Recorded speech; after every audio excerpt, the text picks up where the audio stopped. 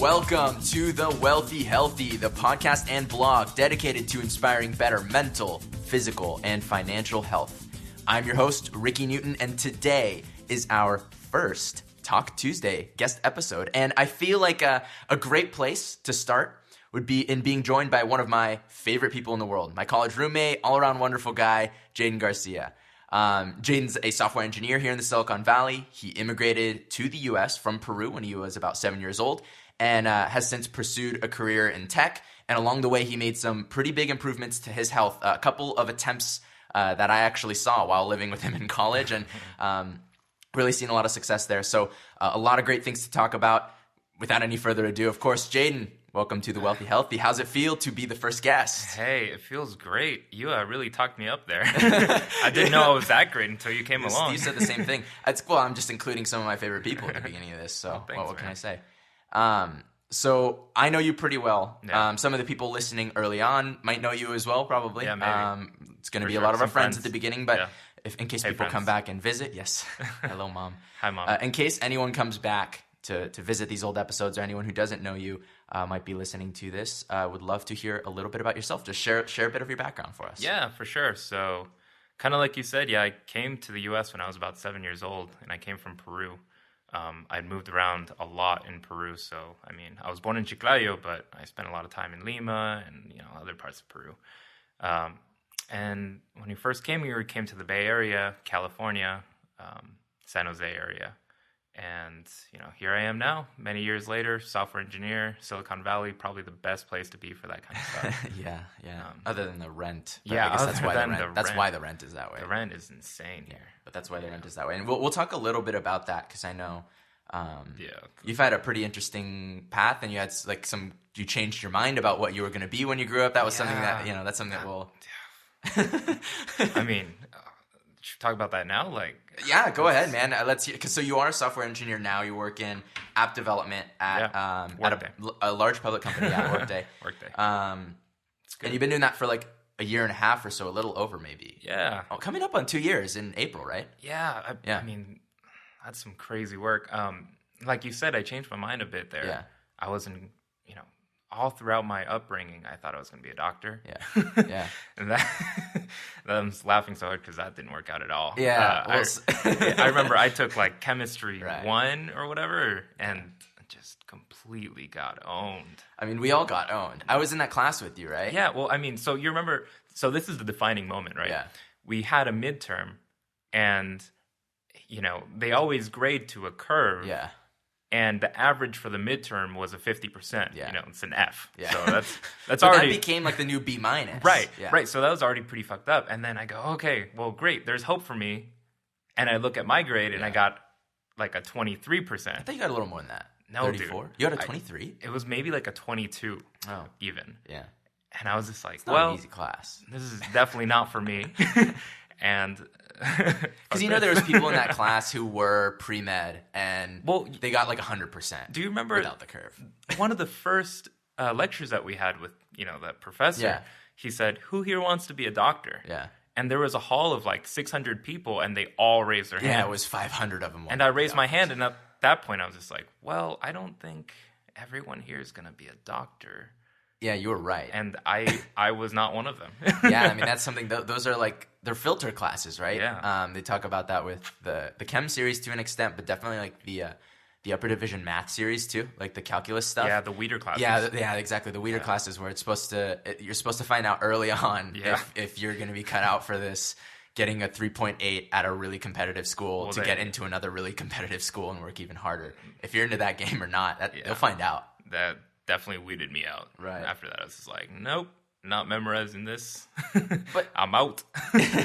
Peace. But nonetheless, you still ended up. Yeah, I got like a decent-ish grade. Well, yeah, I mean, and in addition to that, it's not like you went into something easier. Oh, like I mean, it's easier like a little. You still went into software engineering. Like that's still so recognized as not easy. So here's the thing, right? If you love to do something and then you like find that thing that you love doing, it just becomes easy because it's not a chore anymore. Right. So then for me, I'd always grown up around computers, even like back in Peru, right? we had these like really shitty old computers. Yeah. But I would always play around with them, delete garbage that was in my uncle's computer and then get in trouble for it later because it was actually his actual business documents. No big deal.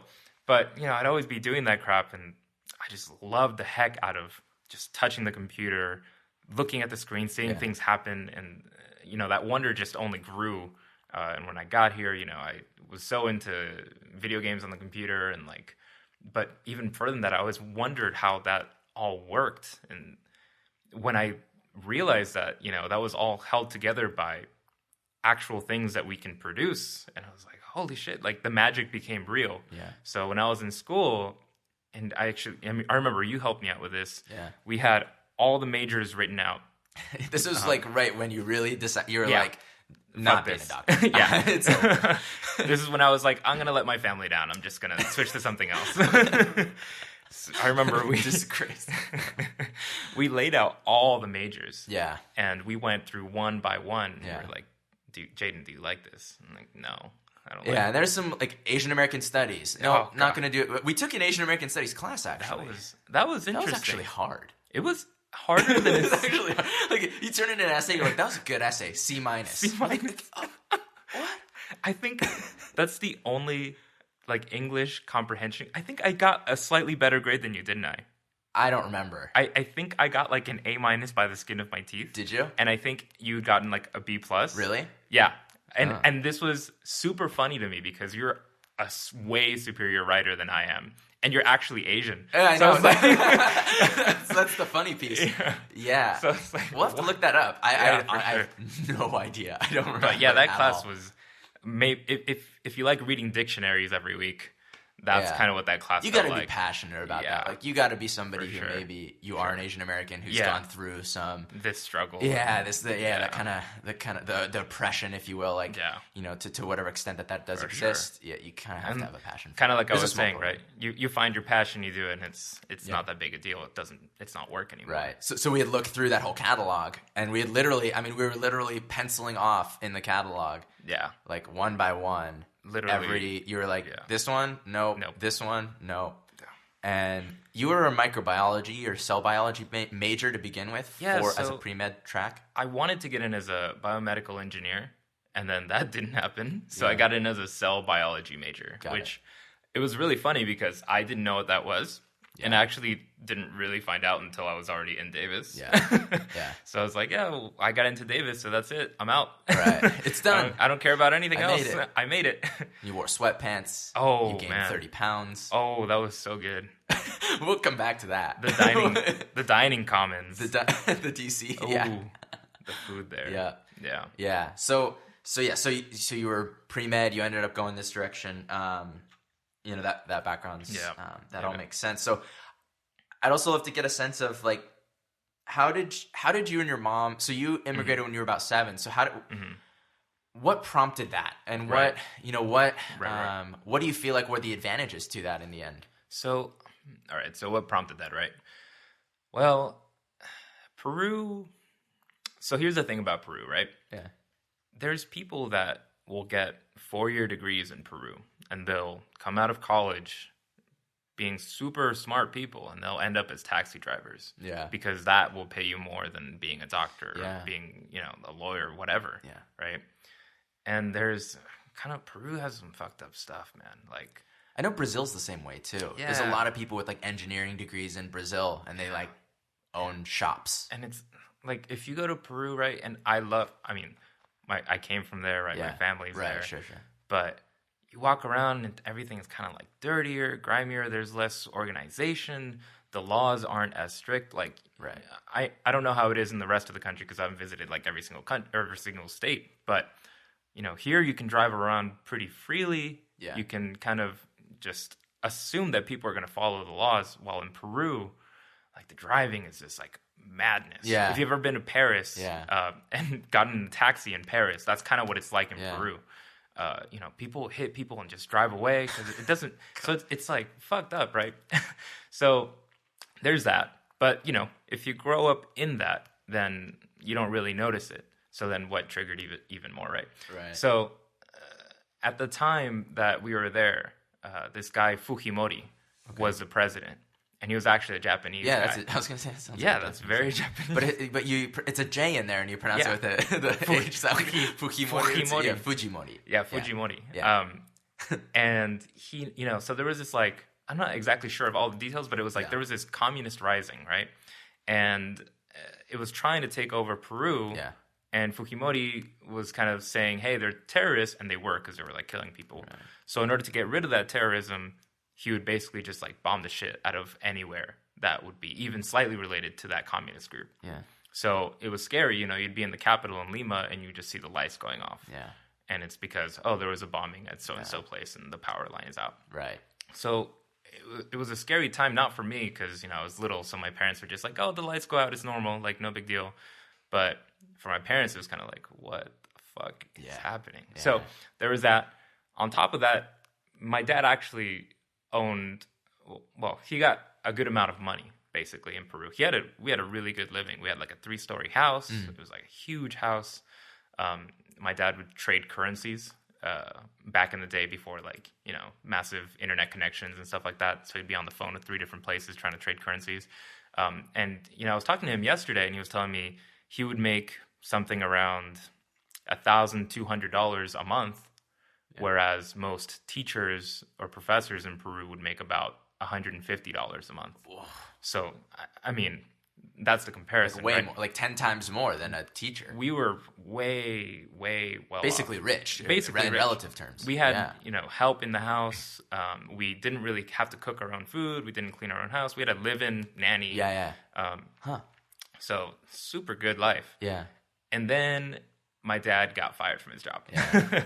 And that's kind of where it all kind of like went downhill. And we were like, oh, maybe there's a better life for us outside. And I don't know how many people in America know this, but people outside of America all yearn to come here. Yeah. And they just think the world of the U.S. Yeah. They just think, hey, it's literally the American dream, right? They Right. think U.S., they think, hey, there's a place where you can work really hard and make a living and, be free of the bullshit that you have in your own country. And they know people who've done it and they've seen the Hollywood movies and like all of that, right? Exactly. Yeah.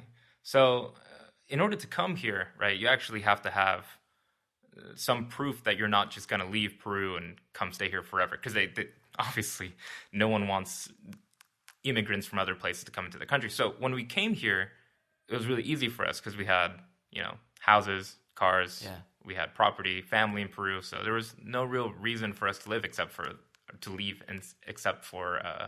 my dad being fired or whatever. Right. So we got a visa, and we said, hey, we just want to go to Disneyland, show our son, what it's like in Disneyland. Everyone wants to go to Disneyland, right?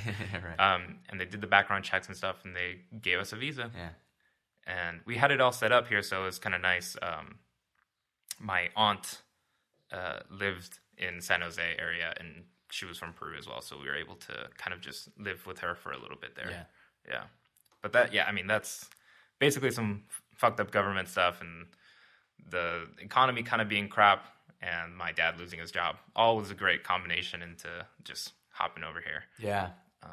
And then I remember you didn't end up, like, there was some sort of bureaucracy to get to citizenship. Like, you got your citizenship when we were in high school? Yeah, for sure. 17 or 18 or something like that. You and your mom did. And I remember, like, everyone was so excited. Like, but I remember that there was kind of a road to that. Yeah. So, I mean, we came here and stayed, right? And that's not, it's illegal. So technically not supposed to do that on the visit Disneyland visa. Right. So the visa was for like 6 months, and then we just ended up staying here. Right.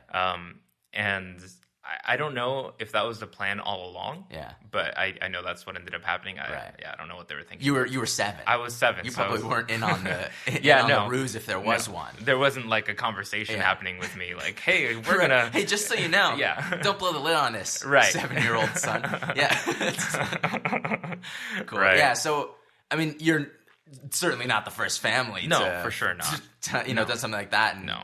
Yeah, in your case that's just when did you find out that was... Oh, that we were, like, undocumented? Yeah. Like, you might have not been aware of that until you were, like... it was probably, like... It's hard to say. because I came here and, at first I was like, oh yeah, everything's chill. We're just living here now. And then you're 7. After a while, like, this is great. I started hearing my parents talk about, other immigrants and how they are undocumented. And I was like, oh, then we are undocumented. Then we don't have, right? We don't have that. We don't have that same rights or whatever, right? So then it started. We were paying taxes. Yeah. But you didn't have a social security number at that time. Yeah. So there's weird stuff. A lot of people think, undocumented immigrants don't pay taxes. Some of them probably don't because, they're under the radar. Under the table cash type of thing. Right. But, in order to work here in the U.S., you need a social security number. Right. And any employer is going to ask you for that. Yeah. So then what do? So if you're an illegal immigrant, you just kind of give some number, try to get some fake documents hoping that, they'll buy it. Yeah. And then keep on paying to that same social security. And, that's about all you can do. And maybe every year the employer will come and say, hey, this number is invalid. Can you please correct it? Right. And hopefully that checkup was only every year because then that means you get to keep your job for a whole year, which is, it's super rough. Like I said, my dad was trading currencies, making really good money. Right. My mom was a school teacher. And they both came here and basically became minimum wage workers right off the bat. Yeah. I don't remember. My dad was detailing cars, so he was cleaning cars at a dealership. Your mom's a cashier. And my mom was a cashier. She's still doing or was doing that. Well, they actually, just retired. Yeah, my mom recently retired. There you go, killing the game. She's super, killing the game. Super awesome. But she had been there for a while, the same company, right? Yeah. For a long time. Yeah, that's awesome. Cool. So I feel like that's a great place to talk a little bit about salary and education and things like that. And obviously we already talked a little bit about education. But in terms of salary, one of the things that's awesome with your situation, and you and I are pretty transparent with each other, one of the few people that I share a lot of my finances with, and we go back, we're very transparent with each other about money. But, I don't want you to share the exact amount on this show, but I think we can give a range. I'll let you determine what that range is. But right out of college, what did you make? Let's see. I'll give you a range. Right out of college, I made anywhere from 80 to 110,000. Yeah, that's about the range. Yeah, and now you're 10% or so above that range. Exactly. After a year or so. Probably just about. Yeah, that's awesome. I'm super grateful. Yeah. Like, it's very few people that get to come out of college and just start in on a high-paying job. Right. Like, I don't know. I feel like I kind of won the lottery with that, just because there's a lot of people, right, and they love to maybe write. Or they love to maybe, do something more artistic, something that is a little less specific to the Silicon Valley area, but right? You love tech. But I love software engineering. Like, I got super lucky that I love that thing, which is actually super valuable right now in this time, right where I live. Yeah. So I'm always super grateful for, the time and the place where I'm at. Yeah. Amazing. And you and I, we graduated into a really good market. Had we been born a few years earlier, we would have been graduating into the recession. Yeah, and there were people who are, you always hear the stories of like people who are working at Whole Foods and they have a law degree and they passed the bar exam. Yeah. And they're like a janitor at Whole Foods or they're in cold cuts and like there's nothing wrong with that, but when you have a law degree, that's not what you're expecting to. I was talking to a friend, right? And she actually got into Cornell, so she went to Cornell. Yeah. And she said that she was doing an interview to get into Carnegie Mellon, another super awesome school. Yep. And she said that the lady, the interviewer that came out to meet her, was someone that was currently going to school in Carnegie Mellon, and she was super depressed because the economy was awful for her. Yeah. So, my friend was asking her all these questions, like, "Oh, how do you like Carnegie Mellon?" She's like, "Yeah, I kind of like it, but I'm very hesitant about the job market." And people's lives were very different during that time, especially the expectancy for after college careers was way down. So definitely. But we graduated into a much healthier economy, especially for what we go into. In tech and I'm in tech sales, and you're in tech sales. Yeah, exactly. So you make the software and I sell the software. Exactly. Any tech company, anyone who's familiar with like a tech company, those are like the two pillars. Like those are the two groups. The sales team and the engineering team are the ones that are like spoiled. They're the ones that are talked about more than the other teams. And obviously the other teams play a role, but I mean, the CEOs know the names of the engineers and the sellers before they know the names of anyone else. That's like the two. If you have two main groups to run your company, right? Yeah, you need someone that's two. If you had to pick two, you need someone to sell it and you need someone to make it. Yeah. And it's literally that's the very bare necessity. But we didn't really know that. No, we didn't really know that when we were Super graduating. lucky. Like you wanted to be a doctor. Yeah, you just kind of got lucky. The place that we were at, and I know. For myself, I was looking for marketing jobs in biotech. Like I didn't end up where I was until I was literally applying to jobs and about to graduate. And I was like applying to marketing jobs in biotech, and I found that there's a ton of biotech, but they were all in clinical trial phases. So they were only hiring like researchers. Right. And I was like, I don't want to be a lab coat. Like I'd like to do something sciencey and kind of technical. I'm interested in that, but I knew I wanted to be kind of on the business side, and there was none of that there. So I ended up just applying to good companies and any company that seemed like it would be fun. And I just fell into this like advertising tech sales thing, and it's just kind of pure luck. Yeah. In that regard, pure luck. Right. Obviously, we worked, to get to those points, but that still a lot of luck involved there. Yeah. We didn't do anything to deserve graduating into a good economy. Right. Exactly. That was just like that was pure luck. God. Yeah. For sure. So kind of tying those two ideas together, right? Looking at your immigration and looking at coming to the U.S. and how do you feel that influenced that? Because obviously that starting salary is like that is phenomenal. Yeah. Where does that put you in the U.S. like top few percent right away? And you and I had a bit of a game because I started at a lower salary, but I had the theory. I don't know if you had the theory. I had the theory that you would end up making more. I would move. I had the same theory. I would move. Okay, you had the same theory. For sure. I thought in sales, like people who do well in sales, I was like, I'm going to move faster. But right now I'm like, I'm 30, 40 grand below. I expected the same thing. So we caught up. Yeah, definitely. We kind of caught up. I definitely for sure. Because I mean, you can make money off of like commission, and if you've got all this rapport with your clients, you can sell more, and then you're super valuable just as a single person, right? Whereas a developer, I'm valuable as a single developer. I think you can make a little bit more of an impact than I can because you can get anyone else to kind of code the same thing, right? But if you have one salesman that's really killing it, like you gotta pay for that, right? So from your situation, for anyone who might be listening who might have come from kind of a similar situation, like technically I immigrated too, but I was born into dual citizenship. Right. And I was born in Japan, but came here as like a baby. I was like 18 months old. So my advantages were primarily just coming back here and having that. I think that was an advantage. And an advantage in a way was watching my parents kind of build a life around what wasn't a lot. Like, neither of my parents' side, neither of their families are like super well off. My dad came from like a middle class upbringing, and my mom, like my grandparents, still work. They're in their 80s and they work at a produce shop. Right. They still carry boxes of fruit around. That's what they've been doing forever. Yeah. And so there's stories. I don't remember this, but there's stories of like my crib being in the doorway because we didn't have enough space, and I slept in the closet at my grandma's place when we moved back because my parents couldn't afford a place to rent yet. So we lived in my grandma's house, and I literally slept in like a walk-in closet for a minute.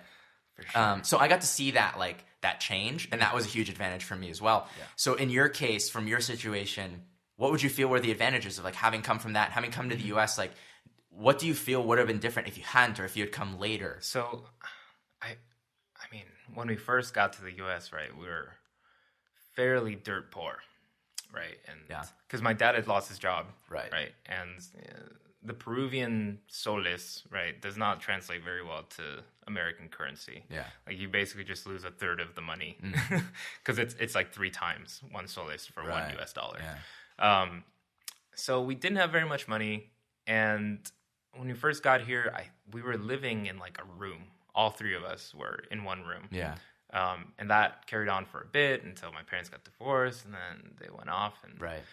But I think the main advantage that I had was that I got to see my parents working so hard. Right.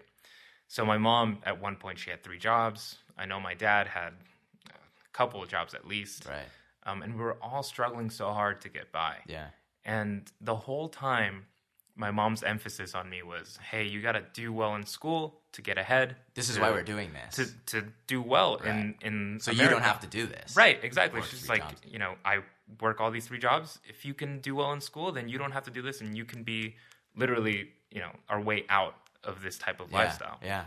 So the whole time when I was in school, I was like, you know, trying to work super hard so that I can, you know, make my parents proud and try to kind of live up to what we had come here for. Because honestly, I don't know if they knew how well off they would be, but I think they inherently knew that I would be better off in America as a younger kid Right.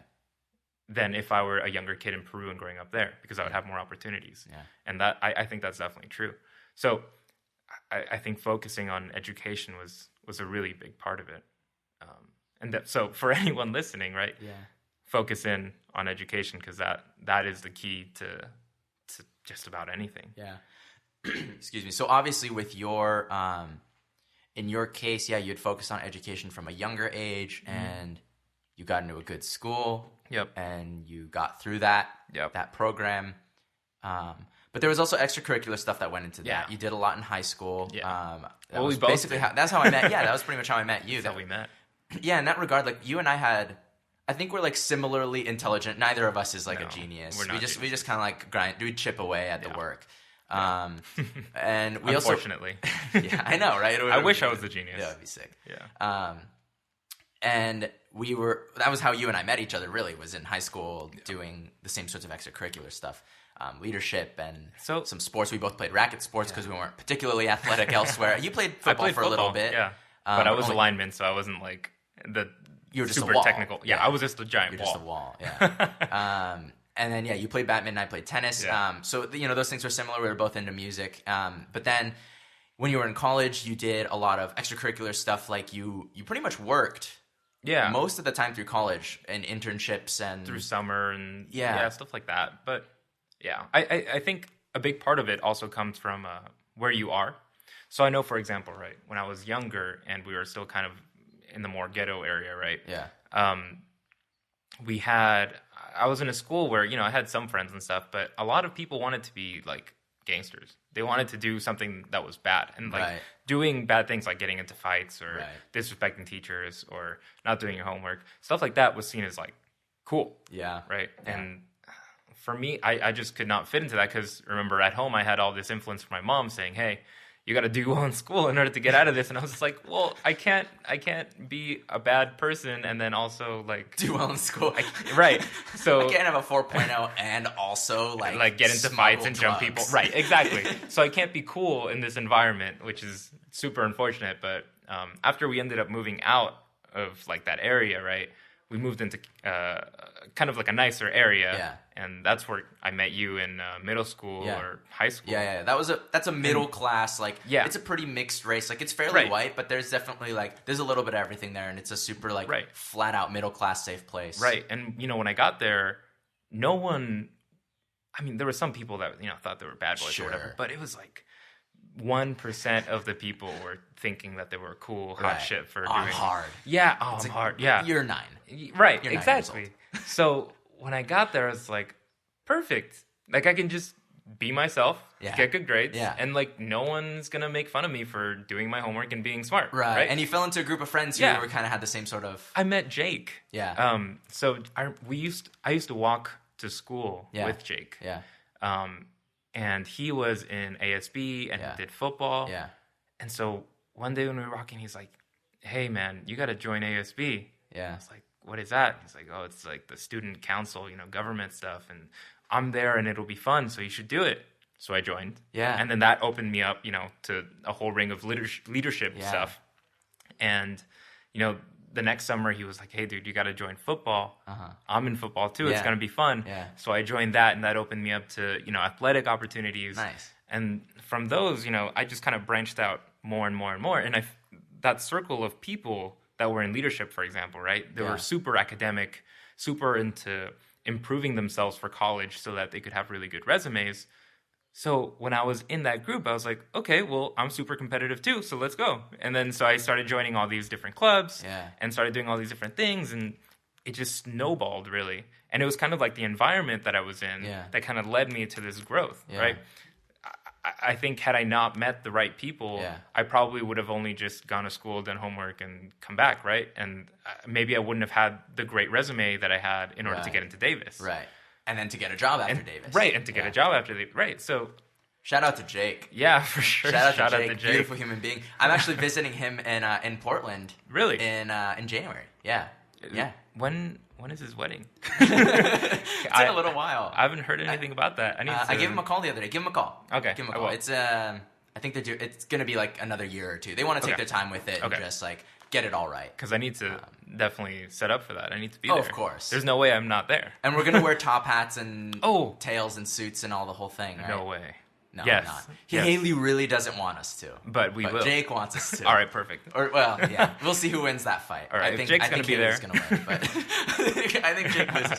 But Jake, shout out to Jake. That's he's I think it's part environment that really led to that growth. Awesome. So in terms of, I think you can boil that down to like, if you were to give advice to people who kind of are in a similar situation, focus on education and focus on getting in with the right types of people that can influence you in a way to kind of build up a good environment around yourself, build a good house around yourself. I think having other people that challenge you is super key. Yeah. Because then, you try to keep up with them, and then, hey, now you're doing even greater things than you were before because you're in a new tier of people, right? Yeah. So, super important. Awesome, man. Let's change subjects a little bit, and obviously this is stuff we can come back to at any point. But one thing I definitely wanted to talk about because it's so pertinent to this podcast is, in addition to having that success in your education, which allowed you to open the door to have success, you're smirking like you know it's coming.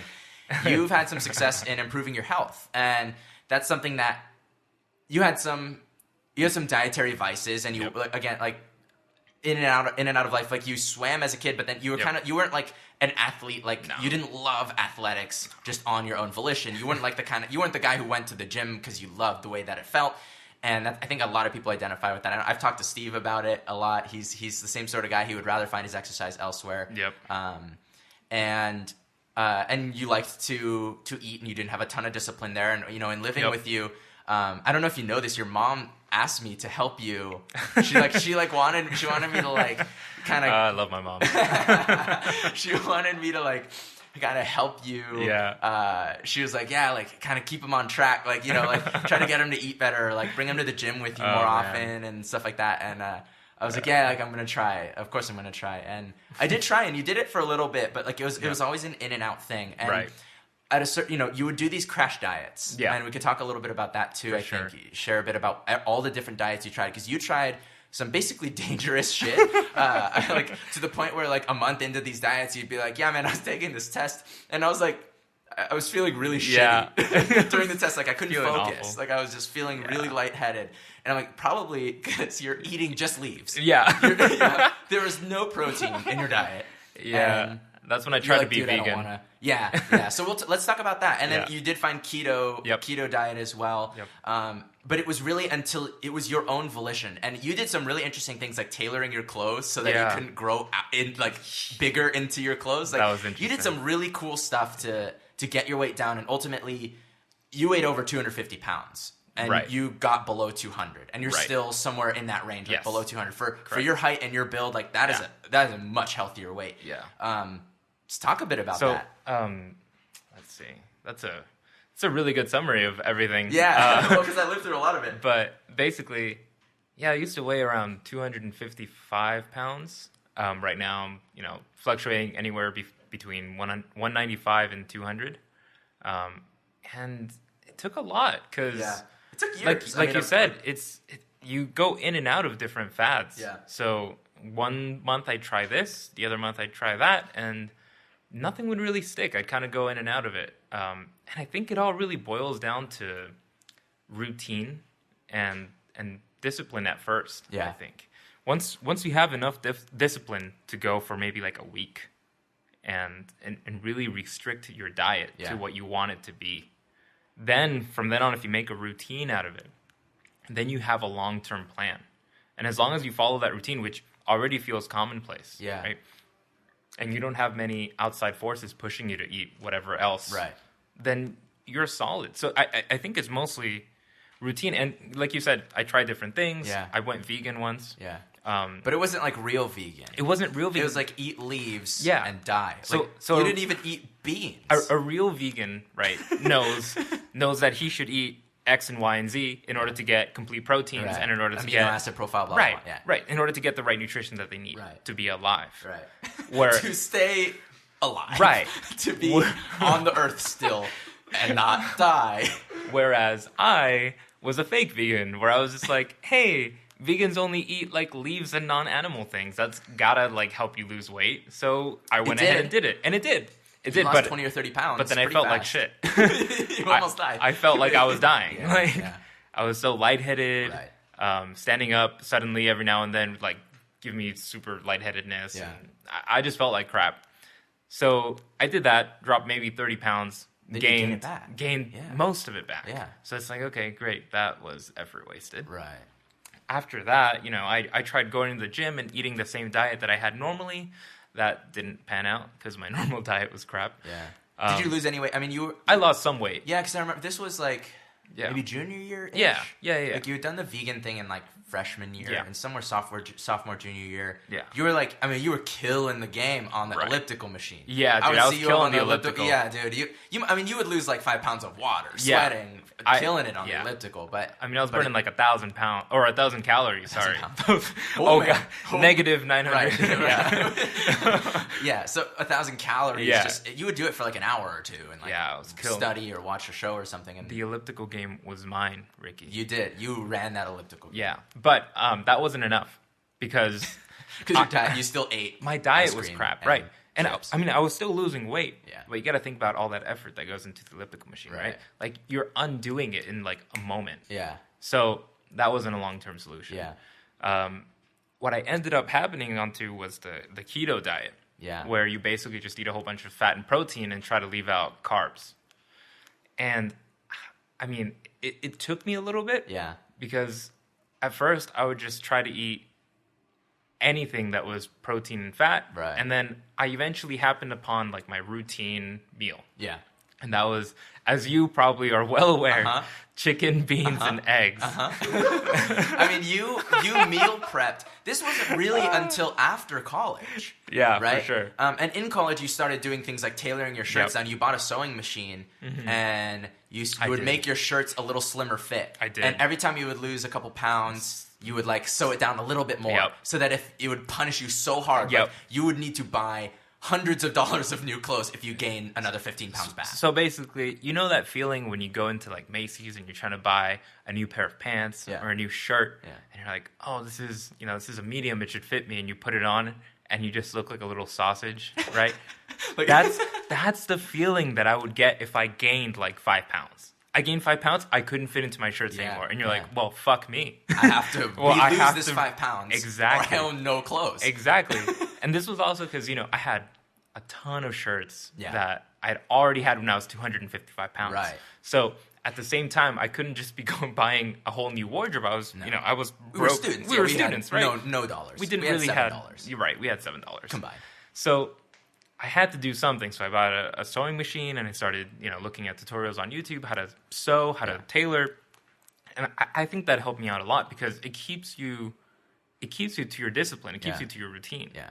Because once you break that routine, now you can't fit in your shirts. Yeah.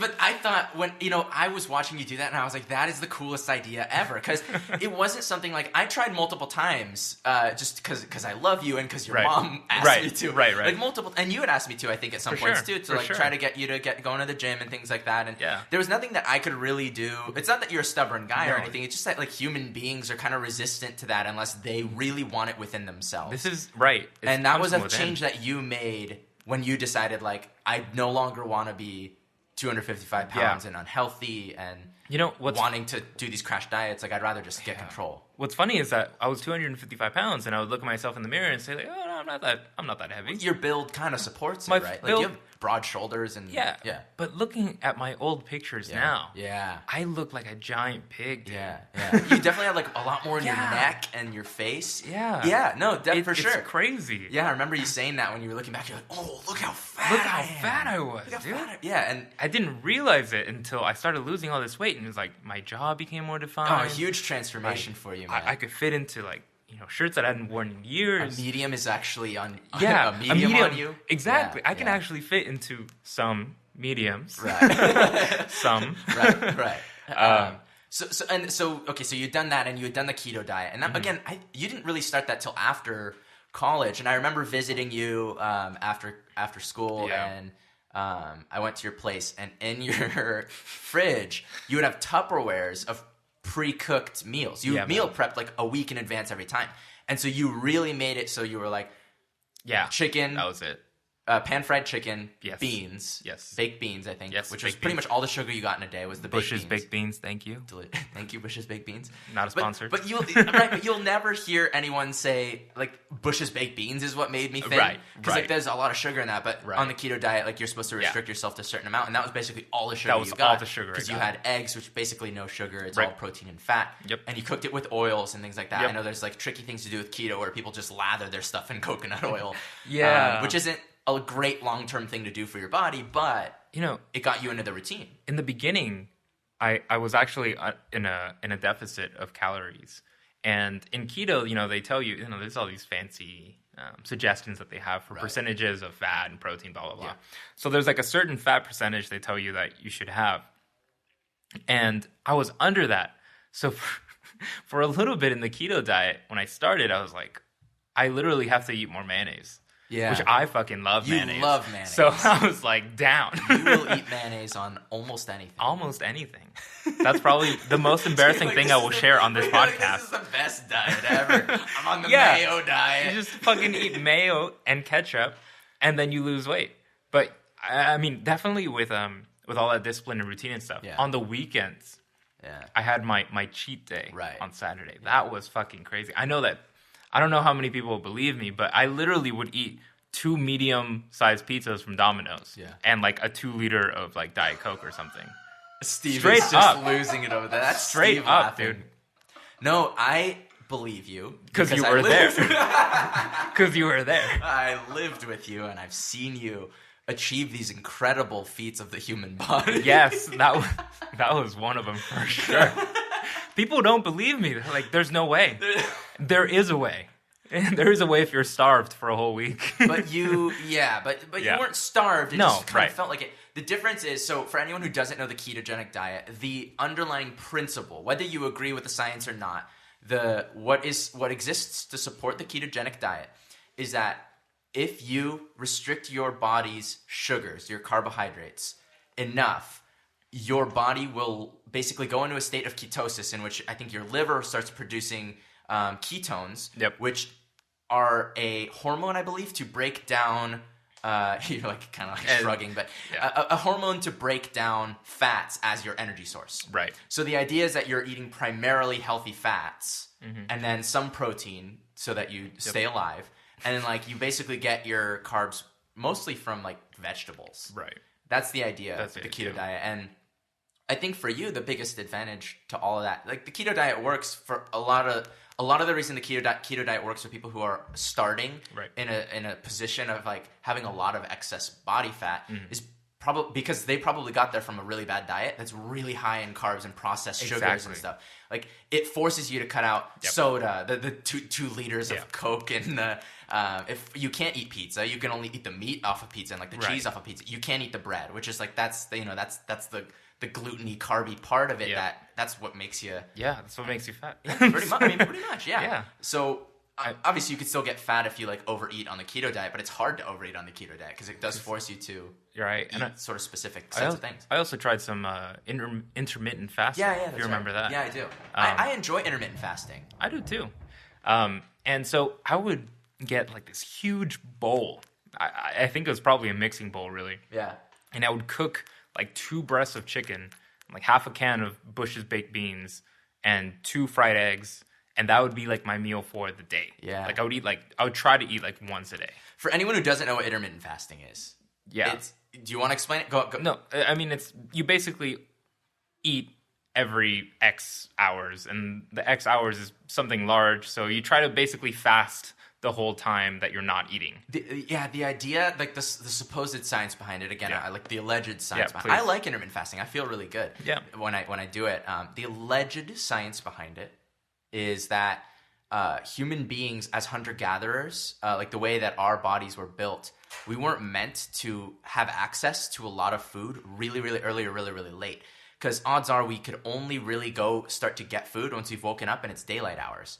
So the idea is that it takes you a few hours to go gather the berries and nuts and fruits and things, and you would really only get a kill like from a hunt. Right. The men would go hunt, and the women and the elderly and the children would do the gathering and the foraging, and that was actually the bulk of the calories came from that foraging, the gathering part of the hunter-gatherer thing. Yep. And then every week or so you would get a big kill, and everyone would live off of that for the next week, and you get a lot of animal protein. Right. But point being, you weren't eating at 11:30 p.m. Like no one was out gathering or hunting anything after the sun went down. Right. And if the sun wasn't up yet, then you probably also weren't. So you had to begin that process once you'd woken up. So intermittent fasting, it's sort of like, it's kind of like if you don't eat anything until about noon, and then you don't eat anything after about 6. But in that time frame, you can sort of eat a couple meals, whatever you want, but you never eat anything after 6 p.m. or before noon, more or less. And I think that really helped because, then it gets you into the mentality of, hey, I can't have this one little thing. Right. And the thing is that one little thing isn't going to make you fat. But then that snowballs into the next little thing. Yeah. And then after you've had 2 little things, you say, hey, well, I've already fucked up for today, so I might as well just have all the little things. Let's just go all the way. Let's just go all the way and get a pizza. Yeah. And I mean... get a pizza. It's 10:30. So you're seeing into the inner mind of a fat person, right? But you're like, it just snowballs out, and you don't even have to be a fat person. Like, I'm talking about myself here. Yeah, but dude, like if you give me like a donut hole, right? I ain't eating a donut hole. Right. Like, I have discipline. Yeah, I have some discipline, but still, you give me a donut hole. Right. It's easy for me to eat 0 donut holes. But if I eat a donut hole, it's done. Minimum 3-4 donut holes. For sure. And I've never, I didn't grow up in that sort of environment where there was a lot of sweets, access to sweets and stuff like that. But even in that, it's just delicious. Right. Of course, no one's arguing that it's delicious, but it totally makes sense that like intermittent fasting helps with that's part of that discipline. Yeah, right. Yeah. Exactly. So I mean, try intermittent fasting, try the keto diet. It's really all about, calories in, calories out at the end of the day. But if there's a diet that suits you best, just try going for that. Yeah. I tried the keto diet and I felt so bad. Oh, really? Yeah, because I exercised like 4 times a week, and I would go and like I would start doing like dips, and I would get like 3 dips in, I'd be like tired, and I really disliked that feeling, and I would be kind of like weak at work, and it takes a week. They say there's like the keto fever to get through for a week or so. Right. I did it for like a week and a half. For me, if I add fruit into the keto diet, like if I eat basically, it's kind of like what people call paleo, which is an inaccurate thing, but like earth foods, things that grow and live on the earth and aren't coming from inside of a package. And so I think the big difference was that I had, like 50 to 60 pounds of like lard on my body to just like hit up for extra resources, right? Yeah. While you're that's really fair. close, that's true. Really close to your actual body weight and where you should be, and where you should just be getting your energy from your food. That's a fair point. So I think maybe for me, where Ricky was really tired, my body was just saying, hey, let's hit up some of those fat resources, try to burn them up. As the energy. Exactly. Yeah, okay, so I'm super glad that you pointed that out. Yep. That's all. The whole point, the whole point that I was making there is just try it.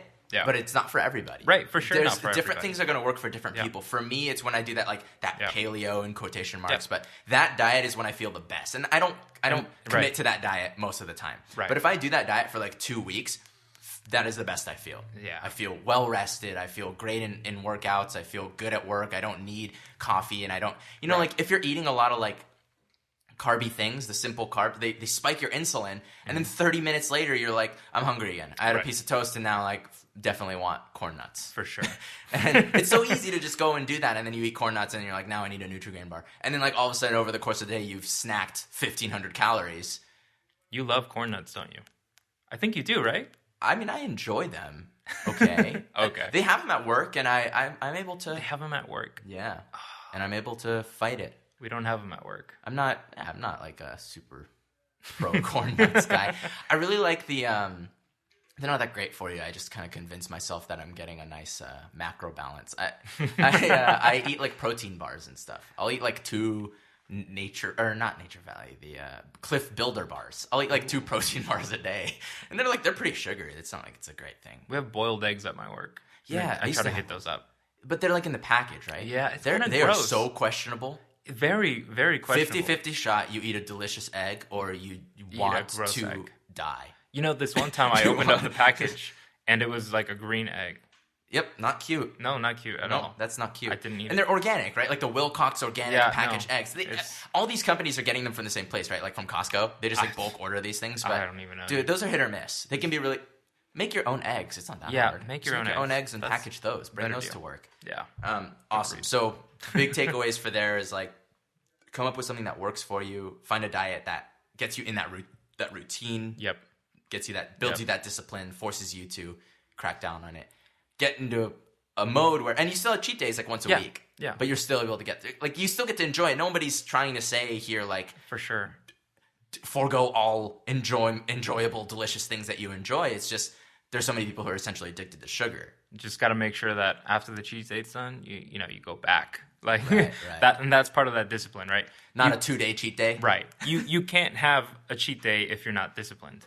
Right. Because you need the discipline to snap out of it, right? Some nutritionists call it an earned day as opposed to a cheat day. It's earned because you had the discipline to get through the other 6 days of the week. Exactly. With good discipline. And so you've earned the right, the privilege of indulging in whatever you like. And like some people just love ice cream or whatever. They'll just have 3 scoops of ice cream if they see ice cream. That's not my scenario. Yeah. I'll eat pizza. I'll eat a burrito. You know, for me, like burrito, a burger, things like that, like please. Right. That's my earned day if I'm on that. But for everyone, it's going to be different. But find what works for you in that. You just got to think about structure. All that hard work that you put in. You're slightly eating away, so you got to remember the sacrifice that you've made for the food that you're eating. Right. And then that kind of helps you snap out of it. Right. But yeah. Awesome, man. What kind of changed? Obviously, you lost 60 pounds. Yeah, really. Basically. What kind of change did you see physically? How did that affect you physically and mentally? Just the way you feel, the way that you look, the way that your confidence, things like that. Because I feel from the outside looking in that it affected your confidence. Like once you started to get thinner, you became also more interested in fashion. Yeah. So you've got, right now I'm looking at you. You've got this badass leather jacket on. Ooh. You've got your hair done up. You've got like slim fit jeans and like black leather shoes with like the nice like super stylish pointy ends on them. I mean, seriously, this is not like if you knew Jaden senior year of high school, Jaden wore like an old t-shirt that had like, it was one of those like graphic printed t-shirts from Target that you can get like two for $10 and it says like some sarcastic thing on it like I'm not listening to you right now, and that's like the shirt says that on it, and it was like an extra large, and he had like the one pair, he had like 2 pairs of sweats dude. and you had like 1 pair of shoes and you basically were a dad. You wore like New Balance shoes with like Velcro and gray sweatpants or navy sweatpants. That was me. And an extra large black shirt, graphic printed with some weird saying on it. And now, I mean, and looking at what you have now, like one of the things that came with you losing weight was like you're like, now I can fit into these this better clothes. Like I may as well commit more to other things, and I think that affected your confidence overall. Like I think it kind of affected your personality in a way, in a great way. Yeah, I think you're losing all this weight, and why do you do it, right? You want to look good, you want to feel good in your own skin, right? And so that goes along with your fashion, right? Yeah. I can't, even if I'm skinny, right? If I'm in sweats and a graphic tee, everyone's gonna be like, "What the fuck?" Like that guy. Who's that homeless dude, right? So you got to do something, right? And kind of like you said, I was tailoring my clothes because I wanted them to fit better, and I wanted to look better, right? So the whole effort, you gotta have the end picture in mind. You gotta know in the future you want to look better, right? And that's not just about losing weight, but it's probably also about dressing a little bit better, And so keeping that end game in mind really motivated me to get there. Yeah. So I started looking up things on YouTube about men's fashion and, you know, how to wear this and how to wear that. Yeah, what are the rules? Literally, I was so out of it. Yeah. I knew zero. It's not obvious. It's not that obvious. You kind of have to do a little research. But, like, I literally had to look up, like, how to really dress a certain way or how to really play off of men's fashion and concurrent fashion. Yeah. I mean, it's not like I'm killing the game here or anything. I look all right, but like... Yeah, but you don't... Point being, you don't need to spend hundreds and hundreds of dollars on your outfit. But, but compare this... Exactly. Yeah, compare this to what it was coming 5 years from ago. Senior year high school, where I would literally wear sweats every single day. To 5-6 years later now. To 5-6 years later, where I would never go outside in public in sweats because I would feel like a slob, right? It says something about my progression and your mentality and reaching the end goal of feeling better and kind of treating myself a little bit better and portraying myself a little bit better to the outside world. Right. So I mean, it's all in that, and there's also great health aspects as well, right? So when I was 255 pounds, going upstairs was gonna make me breathe heavy. It kind of sucked. It was kind of embarrassing, really, because you do any sort of stairs. And you like get there winded and you're like, okay, and no one else is winded. It's just me. So stuff like that, really, you truly notice it. And you feel a lot better too. You're less sluggish. You're more, you know, everything is just crisper. If clearer. It's clearer. Yeah. So there's great health aspects to losing weight as well. Definitely, I don't think anyone's really made to be super fat, and it's kind of a luxury that we have nowadays because we have so much food around. That fat. It's so inexpensive. Exactly, and low effort to get that large. So, from like a mental health perspective, like in terms of your happiness, in terms of your confidence, in terms of anything else like that, what would you say came along with that weight loss? I think, you know, when I was bigger, I would think, oh man, you know, I look awful. But it's okay. I already looked awful, like whatever. But now it's like, oh, maybe I don't look the way I want to, but I can go work on that, right? So you always have a plan for the future. And I think even now, I feel like everyone looks at themselves and sees something that they could change, no matter what step of the process they're at. So even I could now, use 2 inches of height. Exactly. Exactly. I'd be 5'9". So, I mean, everyone sees things that they could change, and if it comes to weight loss, right? I still think even when you get skinnier, you're gonna still think, hey, maybe you can lose a bit here, or this could look a certain way. But it's so much closer than I was before. And just knowing that that difference is there, and that I've made it from somewhere to here, right, brings me joy. Because it means that I've walked in a certain direction and actually gotten progress. Getting better. And my confidence in all that is, I mean, it's way higher than it used to be, right? Like when I was bigger, I'd be super embarrassed of like, you know, taking my shirt off or like being around anywhere or like wearing shirts that would make me seem like fatter than I was. Or, I mean, they would make me seem as fat as I was. But point is, you can dress in a way that's more slimming. And now I can kind of think about it as much I could just kind of put whatever on and not really worry about it. If you think something looks cool. And I think that's a big difference. Because when you're bigger, right, you try things on and you're like, oh shit, like this looks horrible on me.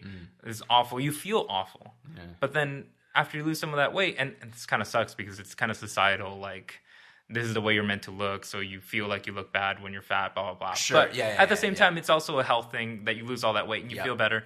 But, you know, now I can just kind of throw something on and say, hey, I feel great. This is fine. Even though like I'm maybe slightly pudgy here or slightly pudgy here. I'm happy with this. This is fine. And I think coming to terms with that really helps. Your self-esteem and just everywhere in your life, I think. Awesome, man. That is awesome. Dude, that is pretty much everything I wanted to go over with you, honestly. If you have any parting words, anything that you would share with anyone else that hasn't been said, or any topics we want to revisit for a minute, we can do that now before we close out the show and hit the music. Trying to think of anything. I don't really know. I would say that the only life advice that I have for anyone is to take a minute, think about where you are, think about where you want to be, and try to build a bridge and aspire to that. And I think that's really what life is all about. And then when you cross that bridge... build another one. Another one. And go higher. Yeah, I think that's it.